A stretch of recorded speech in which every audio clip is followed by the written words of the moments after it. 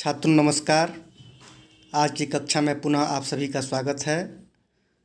मैं डॉक्टर ओम प्रकाश आर्य, assistant professor, Sanskrit विभाग, महाराजा college, वीर कुंवर सिंह विश्वविद्यालय आरा, बीए ऑनर संस्कृत विषय में द्वितीय वर्ष तृतीय पत्र के रूप में कादम्बरी का शुकनासोपदेश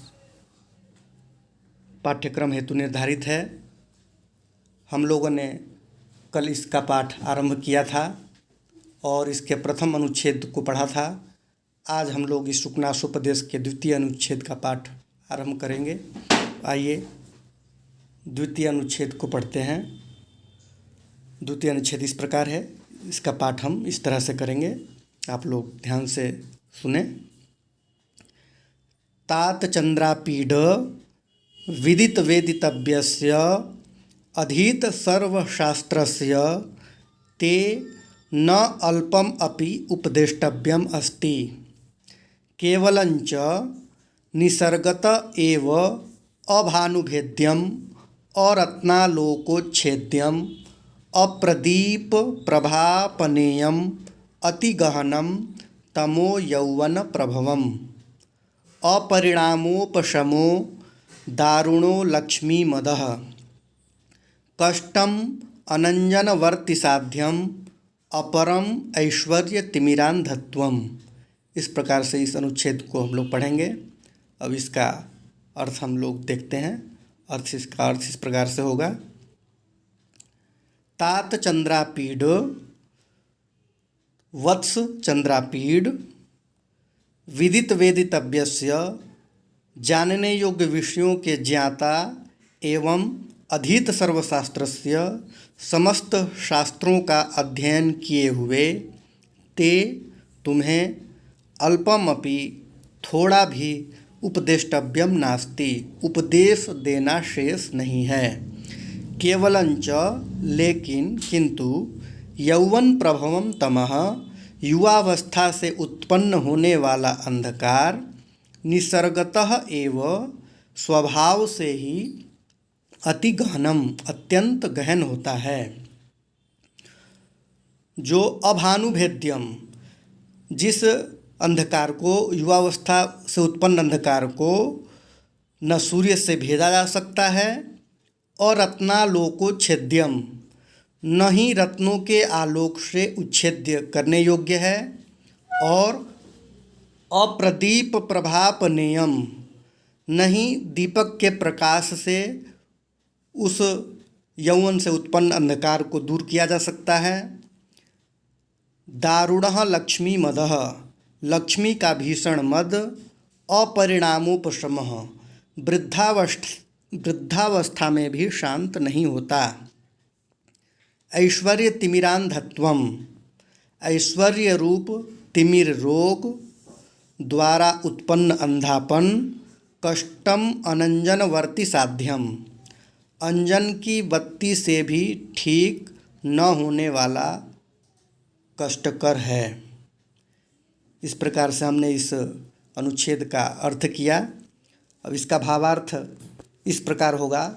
यहाँ मंत्री शुकनास राजकुमार चंद्रापीड को उपदेश देते हुए कहते हैं, हे पुत्र चंद्रापीड, तुमने समस्त ज्ञातव्य विषयों को जान लिया है और समस्त शास्त्रों का अध्ययन भी तुमने कर लिया है। अब तुम्हें थोड़ा भी उपदेश देना शेष नहीं है। किंतु यौवन से उत्पन्न होने वाला मोह व अज्ञान रूपी अंधकार स्वभाव से ही अत्यंत गहन होता है।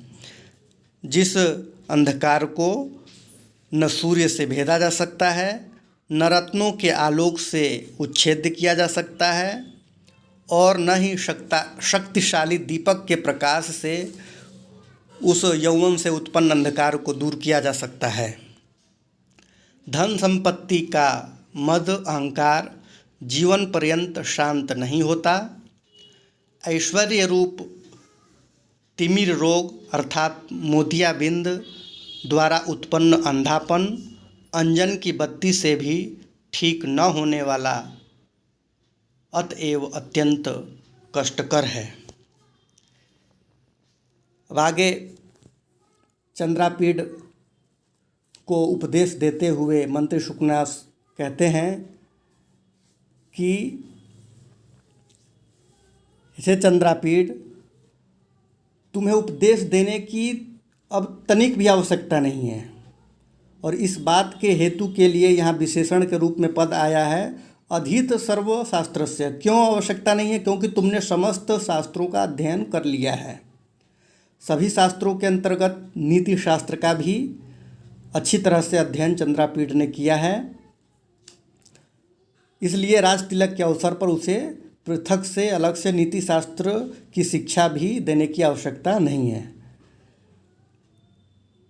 किंतु सब शास्त्रों को पढ़ लेने पर भी यदि व्यक्ति उनके तत्व को भली भांति नहीं समझ पाता है तो उसे उपदेश की आवश्यकता रहती है। इसलिए चंद्रापीड़ के विशेषण रूप में दूसरे निष्पादक निमित्त की यहाँ पर योजना की गई है। वह शब्द है विदित वेदित अभ्यस्य। शुकनास कहते हैं कि हे चंद्रापीड़, तुम सभी जानने योग्य विषयों को अच्छी तरह जान चुके हो। चंद्रापीड़ के इन दो विशेषणों का अर्थ चंद्रापीड़ को अब उपदेश देने योग्य कोई बात शेष नहीं। इस कथन में हेतु रूप है, इसलिए यहाँ पर पदार्थ हेतु काव्य लिंग अलंकार है। इस अनुच्छेद के आरंभ में तात शब्द का प्रयोग आया है। तात शब्द पिता एवं अपने से बड़ों के लिए प्रतिष्ठा सूचक, आदर सूचक संबोधन के रूप में इसका प्रयोग किया जाता है, तथा पुत्र एवं अपने से उम्र में छोटे व्यक्ति के लिए स्नेह सूचक संबोधन के रूप में इसका प्रयोग किया जाता है।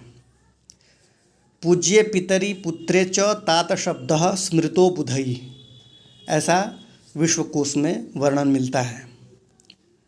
नारद स्मृति में भी कहा गया है तात शब्दम प्रयुञ्जन्ति पूज्ये पितरि चात्मजे, अर्थात तात शब्द का हम प्रयोग करते हैं पूज्य, जो अपने से पूज्य लोग हैं उनके लिए, पितरी पिता के लिए, और आत्मज मतलब पुत्र के लिए।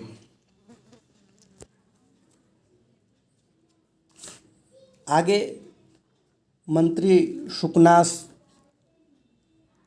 चंद्रापीड़ को उपदेश देते हुए कहते हैं और बताते हैं कि यौवन का मद वृद्धावस्था में स्वयं शांत हो जाता है,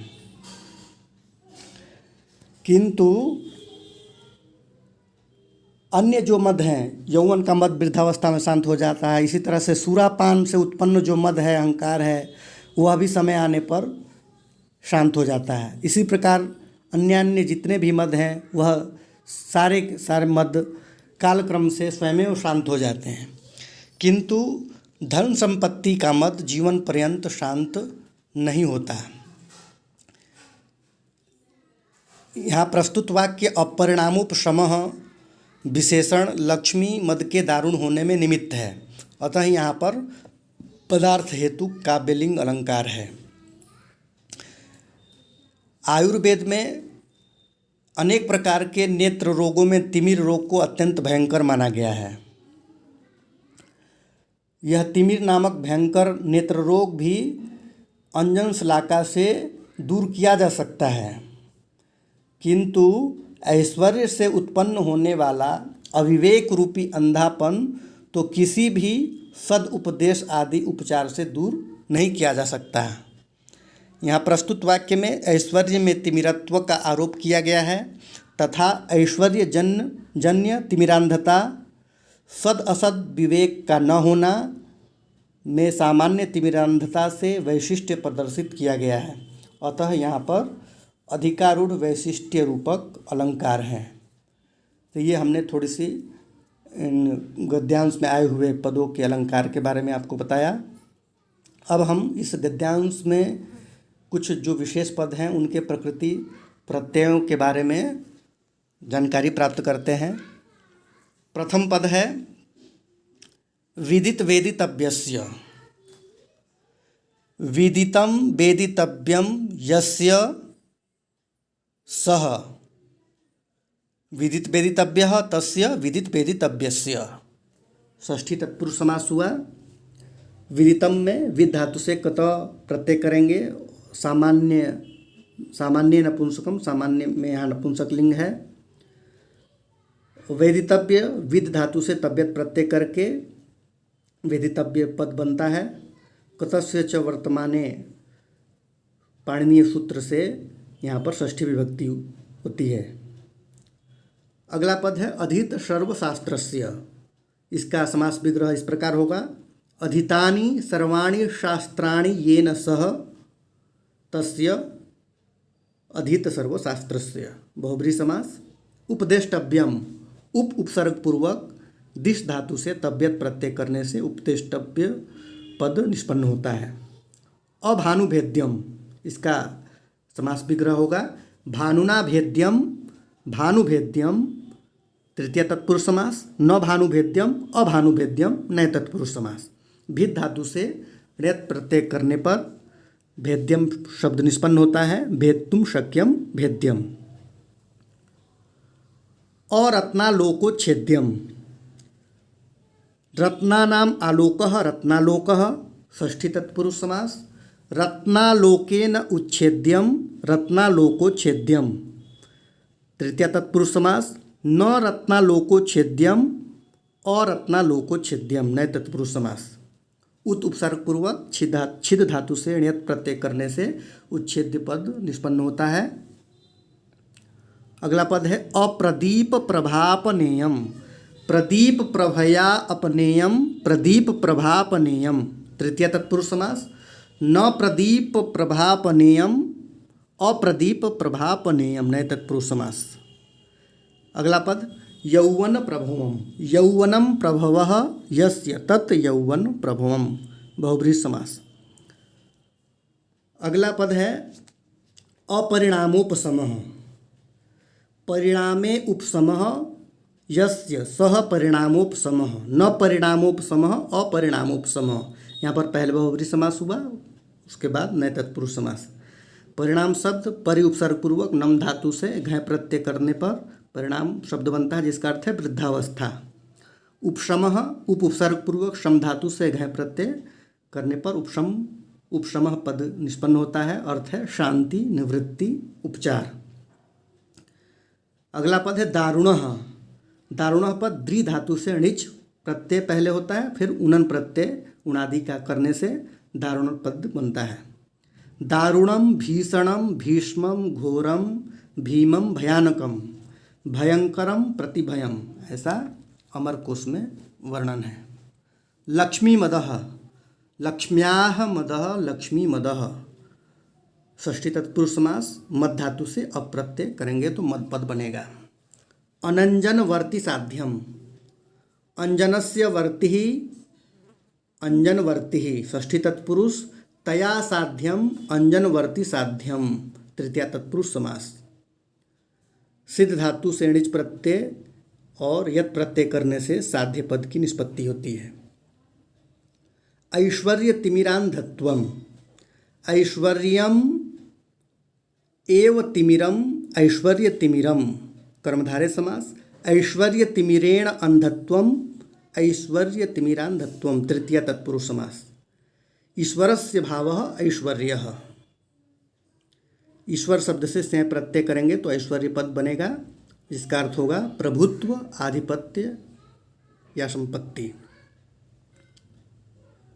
इस प्रकार से हमने इस गद्यांश में आए हुए कुछ विशिष्ट पदों के प्रकृति प्रत्यय के बारे में जाना। आज का पाठ हम यहीं समाप्त करते हैं। कल पुनः एक अन्य अगले अनुच्छेद के साथ आपसे मिलेंगे। तब तक के लिए धन्यवाद।